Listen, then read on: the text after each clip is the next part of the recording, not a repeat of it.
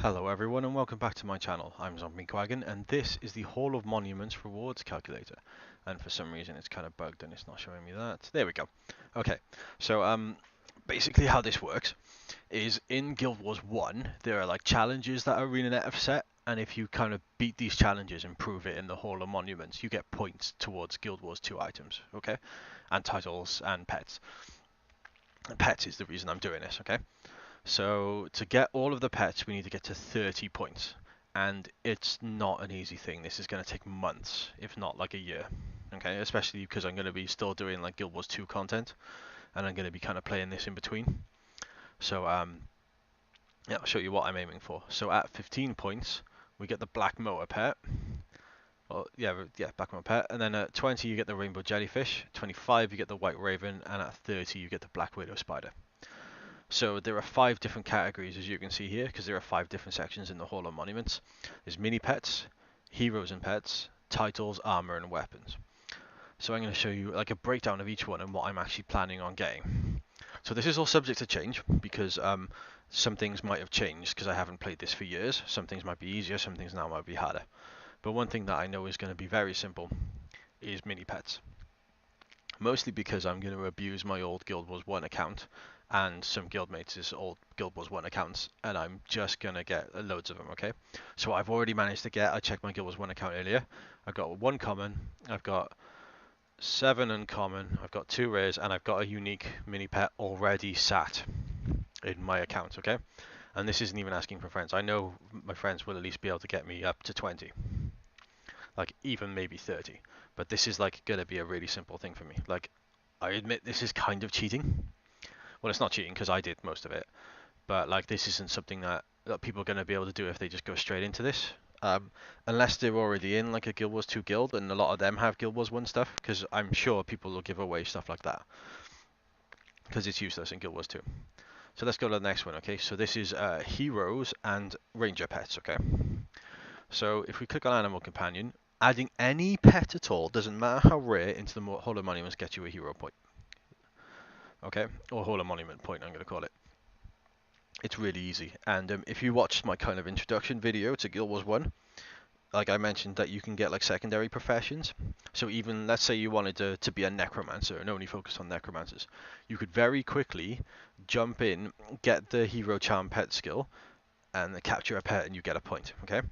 So if you are going to do this, I recommend going for the Imperial Phoenix, because it's probably the easiest rare pet to get. When you beat the second campaign, the Cantha, right at the very end, in the very last instance, there's like a kind of like an area where everyone's like kind of cheering you on, and you run through and there's like crowds and stuff.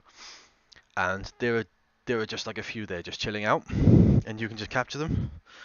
So it's really, really simple. Like, just put like the capture pet in just a skill slot, beat that, grab the Imperial Phoenix, and that's 2 points there and then. Because it's, well, it's actually 3 points, because it's any statue, any pet, and a rare pet. So that's well simple.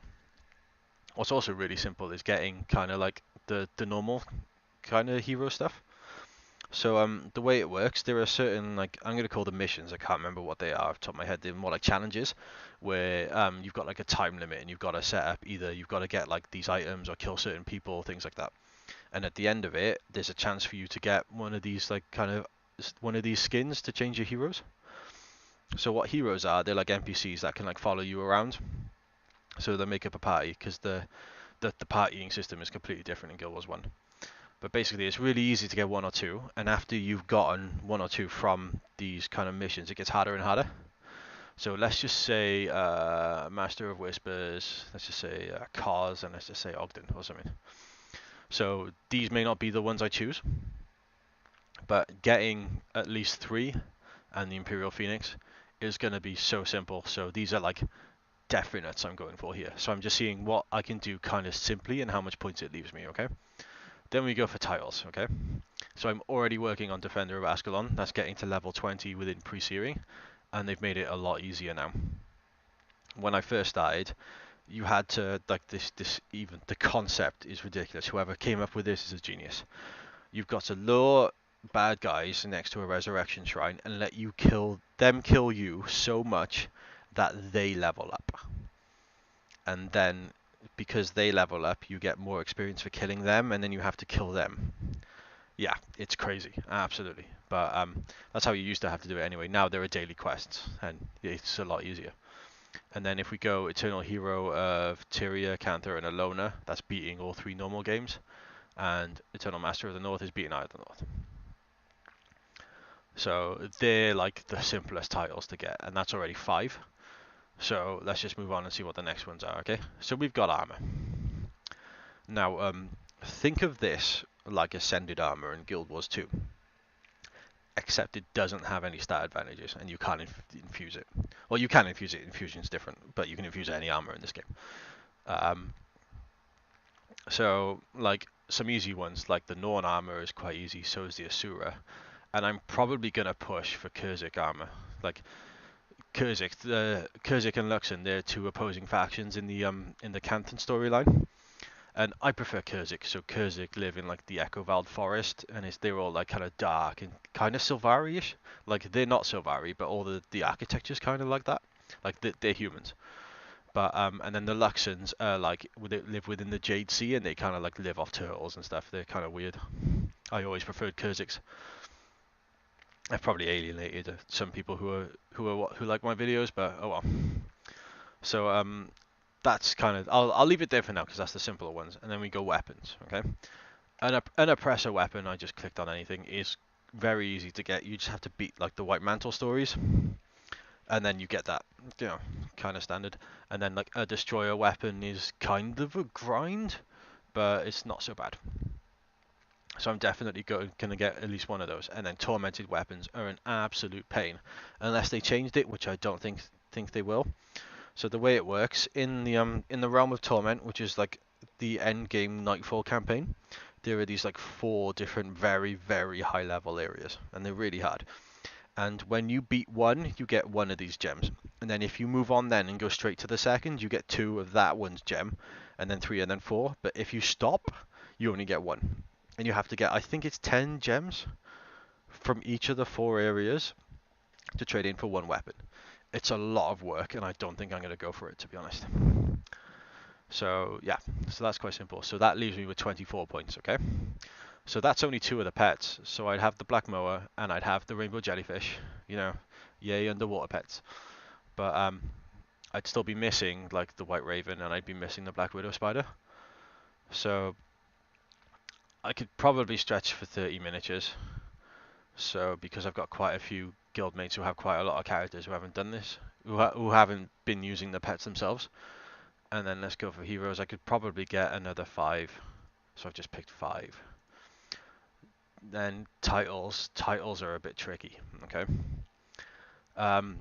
Because the way it works, let's just have a look at let's say cartographer first, okay? Tyrian cartographer. So the way cartographer works, and this is absolutely insane.